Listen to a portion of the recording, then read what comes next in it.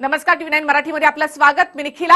ही जी दृश्य आपण पाहतोय ती पुलवामा मधली आहेत आणि पुलवामामध्ये आज मोठा दहशतवादी हल्ला झालेला आहे. गेल्या कित्येक वर्षात असा हल्ला झाला नव्हता. इतका मोठा हल्ला हा पुलवामामध्ये झालेला आहे. जवळपास 30 जवान यामध्ये शहीद झालेले आहेत. या सगळ्या अतिरेक्यांच्या टार्गेटवर 2500 जवान होते.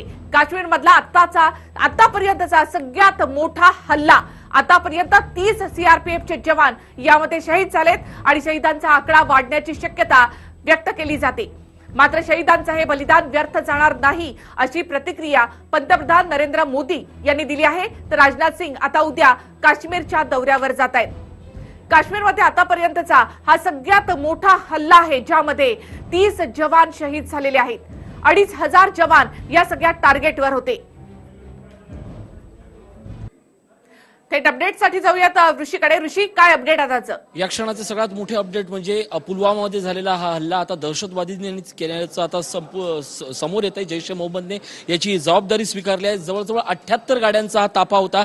2547 जवान यामध्ये सहभागी होते या सगळ्या संपूर्ण ताफ्यामध्ये. आणि आता जो हा हल्ला झालाय त्यात 30 जवान शहीद झालेत. 40 पेक्षा जास्त जण जखमी झाल्याचंही प्राथमिक वृत्त येत आहे. या सगळ्या घडामोडीकडे एनएसएची नजर आहे आणि पंतप्रधानांनी या सगळ्याबाबत देशाच्या सैन्याला आणि देशवासियांना धीर दिलाय की तुमचं हे जे बलिदान आहे, सैनिकांचे जे बलिदान आहे ते व्यर्थ दिलं जाऊ नाही आणि दुःखाच्या क्षणी संपूर्ण देश तुमच्या सोबत आहे, अशा प्रकारचं जे ट्विट आहे ते पंतप्रधानांनी केलंय. मात्र या सगळ्याच्या निमित्तानं प्रश्न उपस्थित तोच होतोय की देशाच्या सुरक्षिततेत ही झालेली जी अक्षम्य चूक आहे त्याची जबाबदार नेमके कोण? कारण हा जो अतिरेकी आहे, जो आदिल, तो याच पुलवामा जवळच्या काकोपार गावातला रहिवासी असल्याचं समजतंय. एवढा मोठा प्लॅन, कट रचणं आणि या कटाची कोणाला माहिती न मिळणं, कारण 200 किलो IEDची सूचना मिळते अशी एक प्राथमिक माहिती मिळते. या सगळ्यानंतर आता पुन्हा एकदा प्रश्नचिन्ह निर्माण झालंय. नक्कीच ऋषी, आणि स्फोटाची तीव्रता पाहता खूप मोठा हा स्फोट होता आणि 200 किलो स्फोटक एका गाडीमध्ये होती.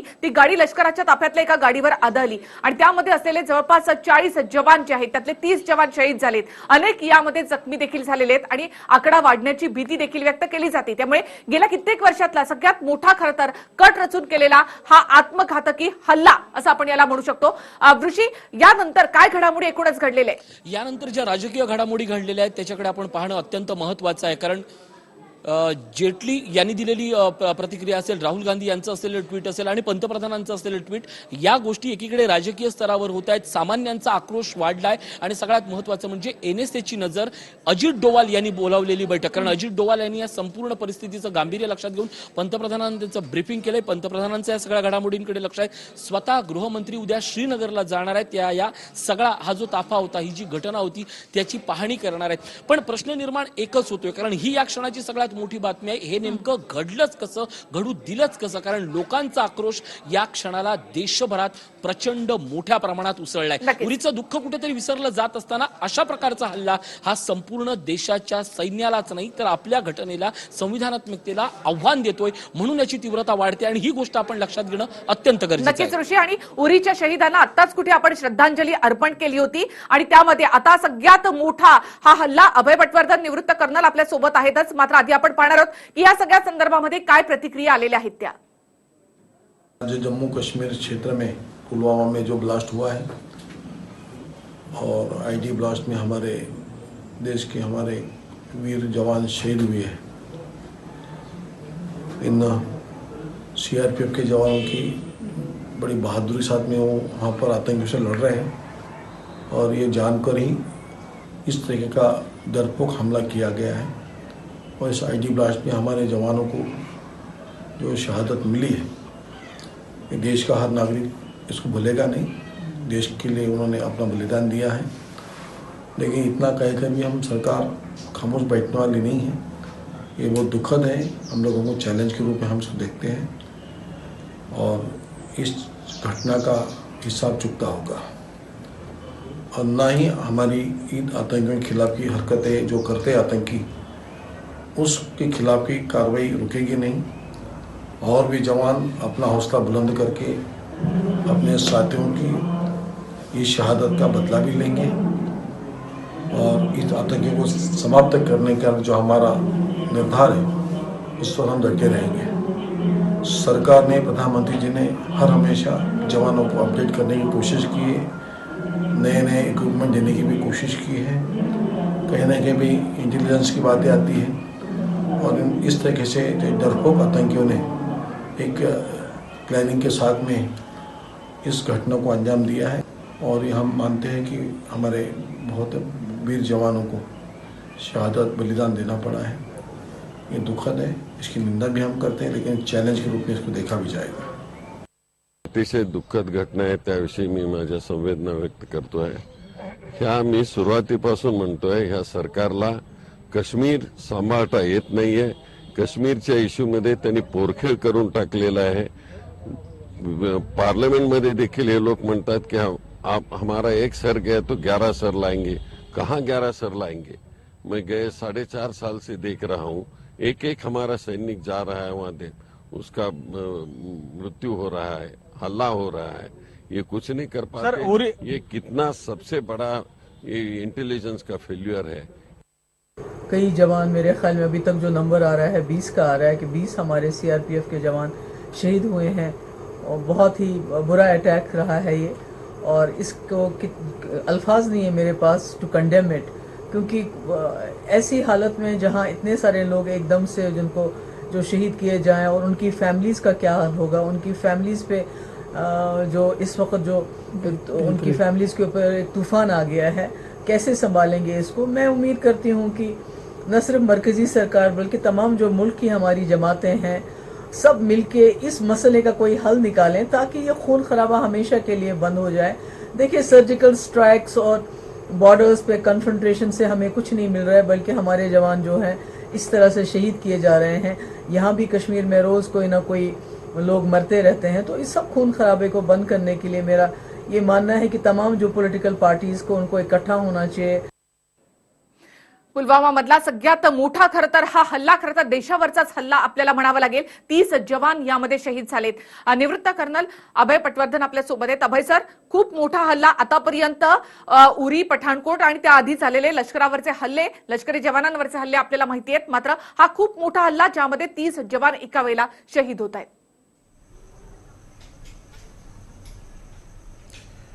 अगदी बरोबर आहे मॅडम। उरीच्या नंतर हा सगळ्यात मोठा हल्ला झालेला आहे आणि याच वाहिनीवर मी आधी पण सांगितलं होतं की हा हल्ला जनरली एक्सपेक्टेड होता।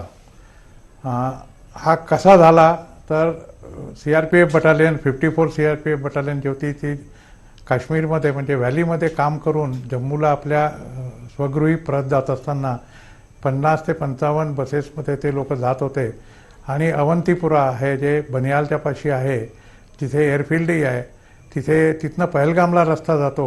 बहुतेक त्या रस्त्यावरनं येऊन त्या माणसांनी बसच्या वर आपला वाहन धडकवलं असणार यामध्ये काही शंका नाही आहे। आता गोष्ट ही अशी निर्माण होते की याच्याबद्दल इंटेलिजन्स लोकांना मिळालं होतं का? काही वाहिन्या म्हणतात आहेत किंवा इंटरनेटवर अशी खबर आहे की इंटेलिजन्सने याची खबर 7 दिवसापूर्वी लोकांना दिली होती, पण ते जनरल इंटेलिजन्स होतं, सॉलिड किंवा स्पेसिफिक इंटेलिजन्स याच्याबद्दल मिळालेलं नव्हतं। आता असे हल्ले एक्सपेक्टेड आहेत कारण आता इलेक्शनचे दिवस जवळ येतात आहेत आणि सांप्रत सरकार, मोदी सरकार हे अक्षम आहे देशाची सुरक्षा करण्यामध्ये, याचा संदेश लोकांपर्यंत पोचावा म्हणूनही असे हल्ले वाढण्याची शक्यता आहे। आता आपल्याला काळजी घेण्याची फार जरूरत आहे। एवढा मोठा कॉन्व्हॉय जात असताना रोड ओपनिंग व्हायला पाहिजे होतं, ते कदाचित या केसमध्ये झालेलं नसणार। दुसरं म्हणजे अजूनही इंटेलिजन्स एजन्सीजना किंवा पोलिसांना नक्की माहिती नाही आहे की कुठल्या वाहनांनी धडक मारलेली आहे। काही लोक म्हणतात की स्कॉर्पिओमध्ये जवळपास 300-350 किलोचं वजन घेऊन स्फोटकं घेऊन हा हल्ला करण्यात आला। काही लोक म्हणतात की ऑटोमध्ये, एका ऑटो रिक्षामध्ये 150 ते 200चं स्फोटकं घेऊन हा हल्ला करण्यात आला। कुठल्याही हालतीमध्ये ज्या 2 बसेसचे रिमेन्स आहेत, जे मँगल्ड रिमेन्स आहेत, अतिशय सगळं काही संपलेले जे काही रिमेन्स आहेत त्याच्यावरनं एक गोष्ट मात्र नक्की आहे की 150 ते 200 किलो वजनाची स्फोटकं याच्यामध्ये असणार।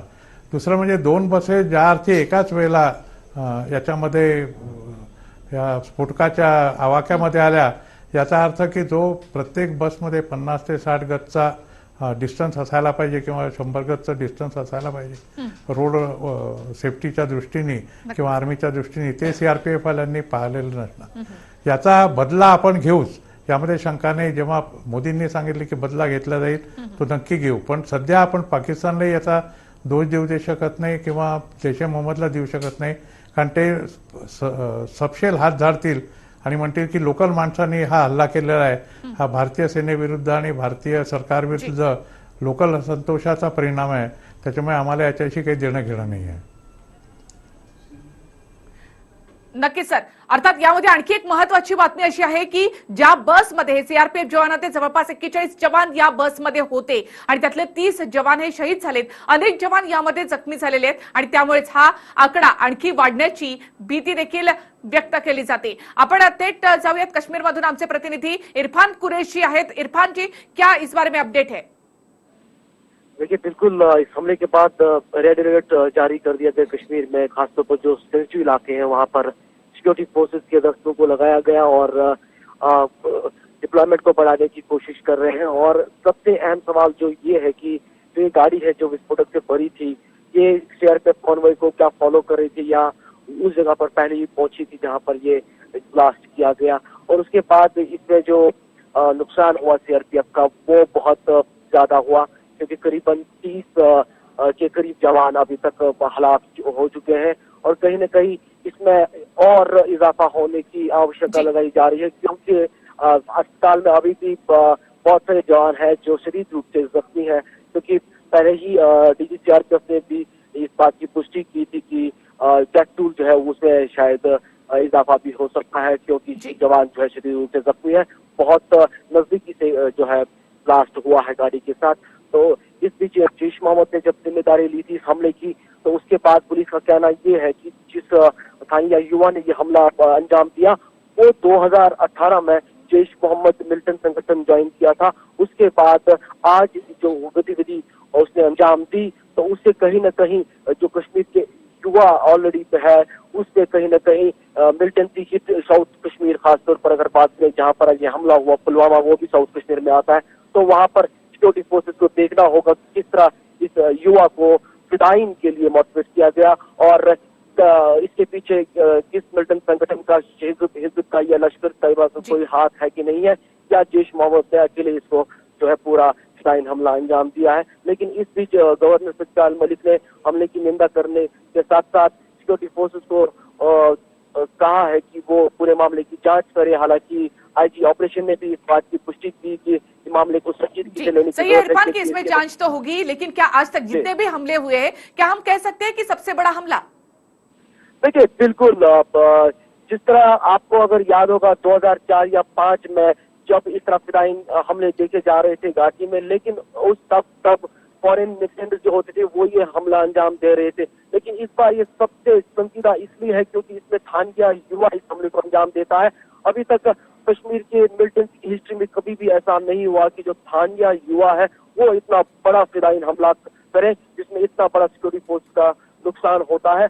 और उस बीच बाकी अगर आप कठुआ हमले की बात करें या जम्मू में जो बाकी फिदाइन हमले हुए उसमें सीधे सामना होता है सिक्योरिटी फोर्स और मिलिटेंट्स का। क्या मिलिटेंट किसी कंसंट्रेशन कैंप को या किसी पुलिस पोस्ट को या सिक्योरिटी फोर्स के किसी पिकेट को वो हमला करते हैं या निशाना बनाते हैं, लेकिन इस तरह का हमला जिसमें गाड़ी में भरा हुआ विस्फोट उसके बाद गाड़ी को हिट करते हैं सीआरपीएफ कॉन्वॉय की एक बस के साथ, ये एक बहुत सीरियस और बड़ा हमला माना जाता है जिसके और सिक्योरिटी फोर्स और खासतौर पर जो ऑपरेशन जो यहाँ पर काउंटर इंसर्जेंसी ऑपरेशन के साथ जो फोर्सेस जुड़े हैं वो इसे जांच पड़ताल इसकी बहुत करीबी से कर रहे हैं और सारे एंगल कोशिश कर रहे हैं वो देखने की, ताकि ये पूरा जो है हादसा जो है किस तरह पेश आया, कहाँ पर सिक्योरिटी लूप होल रहा। हालांकि ये गाड़ी अगर विस्फोट से इतनी भरी हुई थी ये किस तरह इस लिथरपुरा इलाके तक पहुंचने में कामयाब हुई। और जो पिक्चर्स जैश मोहम्मद मिलिटेंट संगठन ने जारी कर दी उन पिक्चर्स में क्या सच्चाई है, क्योंकि आखिर उन पिक्चर्स में AK-47 लेकर ग्रेनेड सामने रख के और बाकी विस्फोट अपने जिस्म पे बांधे हुए दिख रहा था, वो बिल्कुल जांच के लिए एक अहम चीज होगी।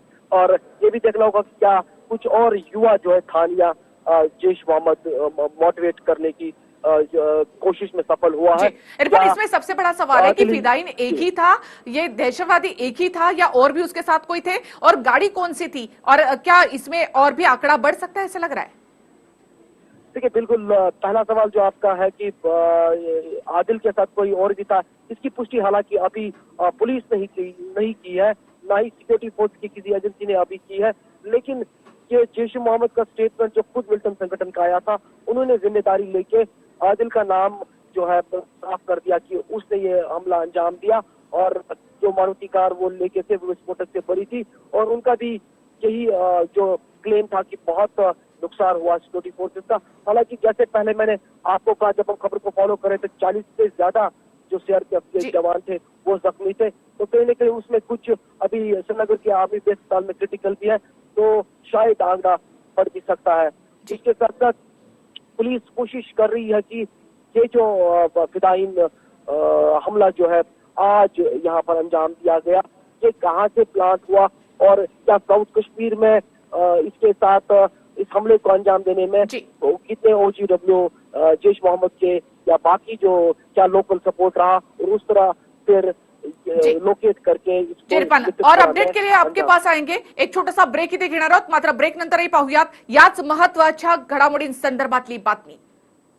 ऋषी, काय अपडेट? या सगळ्या हल्ल्यानंतर घडामोडी अत्यंत वेगाने वाढत आहेत, राजकीय असतील, संरक्षण विषयक असतील किंवा देशाच्या संपूर्ण सुरक्षिततेसंदर्भात असतील। काही वेळापूर्वी लखनौमध्ये प्रियंका गांधी यांची पत्रकार परिषद सुरू होती, त्यावेळी ही बातमी आली।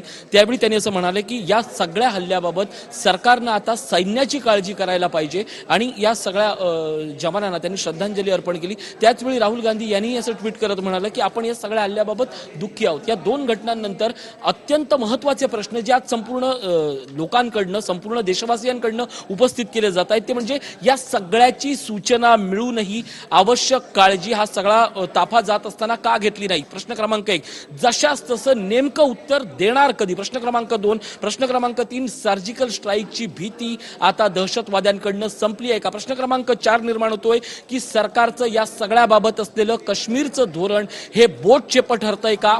लोक या मुद्द्यावरनं अत्यंत नाराज आहेत की काश्मीरबाबत ठाम भूमिका घेतली जात नाहीये का? आणि प्रश्न क्रमांक 5 जे लोकांकडनं आता सोशल मीडियावर उपस्थित केले जात आहेत की हा दहशतवाद नेमका संपवणार तरी कधी? किती वेळा सर्जिकल स्ट्राईक? आणि जर सरकार कडक भूमिका, 56 इंच ह्या गोष्टी आता राहिल्या आहेत कुठे? अशी तीव्र भावना, तीव्र संताप या क्षणी संपूर्ण देशवासियांकडनं उपस्थित करण्यात येतोय। निखिला, नक्कीच ऋषी, खूप महत्त्वाचे प्रश्न या ठिकाणी आपण उपस्थित केलेले आहेत। अभयजी आपल्या सोबत आहेत। अभयजी, खूप महत्त्वाचे प्रश्न या ठिकाणी उपस्थित करण्यात आलेत आणि ज्या प्रकारे हल्ला झालेला आहे त्यामुळे बदला घ्या अशी भावना भारतीयांची निर्माण झाली आहे। अगदी बरोबर आहे, बदला तर घ्यायलाच पाहिजे, पण बदला केव्हा घेणार, कधी घेणार, कुठे घेणार हे मात्र आता सांगता येणार नाही। जसं मी मगाशी सांगितलं होतं की सध्या या हल्ल्याची जी जबाबदारी आहे ती लोकल लोकांवर आहे। जैश ए मोहम्मदने जे लोक रिक्रूट केलेले आहेत त्या लोकांनी पुलवामामध्ये बसून त्या गाडीमध्ये स्फोटकं ठेवून त्यांचं पूर्ण प्रकारे एक प्रकारचं चांगल्या रीतीने एक ID तयार केलेलं होतं, एक्सप्लोजिव्ह डिव्हाइस, आणि त्याच्यानंतर त्याला त्यांनी आत्मघातकी हल्ला केलेला आहे। तर याचा अर्थ असा की गेल्या 2 वर्षामध्ये, हा 2016मध्ये जैश ए मोहम्मदमध्ये गेला होता, त्याच्यानंतर त्यांनी त्याला पूर्णपणे इंडॉक्ट्रिनेशन केलेलं आहे आणि जन्नत की हूर मिलेगी असा प्रलोभन दाखवून त्याला हे करण्याला त्यांनी भाग पाडलेला आहे। पण आता प्रश्न असा उभा राहतो की हे हल्ले किती दिवस चालायचे आणि किती दिवस आपण झेलायचे? तसं हे झालं होतं। काश्मीरचं धोरण सरकारचं चुकलेलं आहे का? तर काश्मीरचं धोरण सरकारचं चुकलेलं नाही आहे। हा हल्ला 2 वर्षानंतर पहिल्यांदा झालेला आहे। याच्या पुढे किंवा मागे जे काही हल्ले झाले होते ते आपण विफल केलेले आहेत। 2 वर्षामध्ये एक हल्ला झाला, याच्यामध्ये लोक मेले, त्याच्याबद्दल शहीद झालेले आहेत, त्याच्याबद्दल मला अतिशय दुःख आहे, त्यांच्या कुटुंबियांबद्दल माझ्या संवेदना आहेत। पण हा एक हल्ला नॅशनल लेवलवर जर पाहिलं तर या हल्ल्याला महत्त्वाचं आहे, पण त्याच्यानी फारसं घाबरून जायची काही गरज नाही आहे, कारण असे हल्ले आता होतच राहणार। इलेक्शन जवळ येत आहे, सरकारच्या डिस्क्रेडिट करायकरता हे हल्ले चालूच राहतील आहे। याच्याकडनं आपण कितपत स्वतःला वाचवू शकतो आणि ते वाचवण्याकरता आपण किती कठोर मेजर घेऊ शकतो, आणि ते कठोर मेजर घेताना जर जनतेवर काही अन्याय झाला तर जनता ते मानून घ्यायला तयार होईल का? आणि मानवाधिकारवाले जे लोक आहेत त्याच्याविरुद्ध हल्ला करणार नाहीत ना, गोंगाट करणार नाहीत ना, याची काळजी घेणं फार महत्त्वाचं आहे। नक्कीच या सगळ्यामध्ये पंतप्रधान नरेंद्र मोदी यांची प्रतिक्रिया खूप महत्वाची आहे की बलिदान वाया जाणार नाही असं त्यांनी म्हटलेलं आहे। याच बातमीवर राहणार आहोत, अधिक अपडेट देखील घेणार आहोत। एक छोटासा ब्रेक इथे घेऊयात आणि लगेच परत येऊया।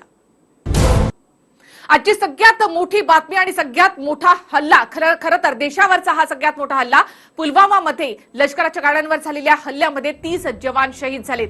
काश्मीरमधला आतापर्यंतचा हा सगळ्यात मोठा हल्ला। उरी मधल्या हल्ल्यामध्ये 18 जण यामध्ये शहीद झाले होते आणि आतापर्यंत 30 सीआरपीएफ जवान यामध्ये शहीद झालेले आहेत। पंतप्रधान मोदींनी प्रतिक्रिया दिली आहे की हे बलिदान व्यर्थ जाणार नाही। भारत आता या सगळ्याचा बदला कसा घेणार, संपूर्ण भारतामध्ये आज तीव्र संताप व्यक्त केला जात आहे। सुट्टीवरून हे सगळे जवान परतत होते आणि त्यानंतरच हा हल्ला झालेला आहे। पुलवामामध्ये हा हल्ला झालाय। काश्मीरमधला आताचा सगळ्यात मोठा हल्ला, आतापर्यंत आयडीचा घात लावून हा ब्लास्ट करण्यात आलेला आहे। आत्मघातकी असा हा हल्ला होता। थेट अपडेटसाठी जाऊयात ऋषीकडे। ऋषी, काय अपडेट? नक्कीच या सगळ्या हल्ल्यानंतर आता पुन्हा एकदा देश हादरून गेलाय, कारण हा हल्ला देशाच्या सैन्यावर झालाय। आजपर्यंत सगळ्यात मोठा हल्ला आणि तो थेट सैन्यावर झाल्यामुळे याचं गांभीर्य आता क्षणाक्षणाला वाढतंय। अगदी प्रसार माध्यमं असतील, सोशल मीडिया असेल आणि प्रत्येक ऑफिसचे फोन असतील खणाणत आहेत की याचा बदला कधी घेतला जाणार। निखिला, या सगळ्याच्या निमित्तानं दोन प्रश्न उपस्थित होत आहेत। साधारणपणे 70 वाहनांचा ताफा गेल्यानंतर त्या ठिकाणी स्फोट होतो, त्या स्फोटाची तीव्रता एवढी मोठी होती की अजूनही या सगळ्या स्फोट झालेल्या वाहनांमधून धूर येतोय, म्हणजे आपण कळू शकतो की याच्या स्फोटाची तीव्रता किती होती। गोष्ट क्रमांक 2, ते सशस्त्र जवान असतानाही साधारणपणे 70 गाड्यांवर बेछूट गोळीबार करण्यात आला। बेछूट गोळीबार केल्यानंतर ते गेले कुठे? सर्च मोहीम करून या सगळ्या अतिरेक्यांना पकडण्याची, आता दहशतवाद्यांना पकडण्याची गरज निर्माण झाली आहे। या सगळ्या पार्श्वभूमीवर ममता बॅनर्जी यांचं केलेलं ट्विट हे अत्यंत महत्वाचं आहे। देशातील राजकीय परिस्थिती या सगळ्याचा फायदा उचलणार, पण हे सगळं लक्षात घेऊन राष्ट्रीय एकात्मता महत्वाची। ममता बॅनर्जी असं म्हणतायत की आपण देशाच्या या सगळ्या सैनिकांबरोबर आहोतच, पण देशातल्या सैनिकांना धीर देणं हे अत्यंत महत्वाचं आहे। दुसरीकडे एनएसएची बैठक सुरू आहे आणि गृहमंत्री पुन्हा एकदा उद्या जाणार असल्यामुळे या सगळ्या बैठकीकडे दिल्ली स्तरावरनं प्रचंड लक्ष दिलं जाते। पण प्रश्न निर्माण तोच होतोय, कारण ती या देशातल्या जनतेचा आवाज आहे। एखादी घटना आणि त्या घटनेचं पडसाद यामध्ये ही आता घटना येऊन थांबलेली आहे, कारण देशातल्या प्रत्येक जवानांना या देशातल्या सगळ्यात मोठ्या हल्ल्याचा बदला हवाय। कारण देशातला सैनिक हा माझ्या घरातला आहे, माझा कुटुंबीय आहे आणि हा देश माझा आहे, ही भावना प्रबळ होते। मोदी सर्जिकल स्ट्राईक नंबर 2 कधी करणार आणि ते करणाऱ्याला किती वेळ आहे? देशातल्या लोकांना या क्षणाला उत्तर हवंय, कारण आपल्या घरातलं कोणीतरी गेलंय म्हणून देश संतप्त झालाय। निखिला, नक्कीच ऋषी, खूप महत्वाची बाब आहे की आता मोदींनी देखील म्हटलेलं आहे की हे बलिदान व्यर्थ जाणार नाही। मात्र भारत या सगळ्याचं उत्तर कसं देणार हे सगळ्यात महत्वाचं असणार आहे। फक्त सर्जिकल स्ट्राईक करून भागणार आहे का, की आणखी कशा प्रकारे हे उत्तर दिलं जाईल? कारण सीमेवरच्या कारवाया सुरू आहेत आणि त्याला भारतीय लष्कर हे उत्तर देखील देते। मात्र या सगळ्याचं कुठेही राजकारण होऊ नये असं संपूर्ण भारतीयांना वाटत आहे। मात्र या सगळ्यात राजकीय नेत्यांच्या ज्या काही प्रतिक्रिया येत आहेत त्या देखील आपण पाहूया। मालूम है ये कार्यक्रम राजनीतिक चर्चा के लिए रखा गया था, लेकिन पुलवामा में जो आतंकवादी हमला हुआ है जिसमें हमारे जवान शहीद हुए हैं, इसकी वजह से हम ये अनुचित समझते हैं कि हम अभी राजनीतिक चर्चा करें।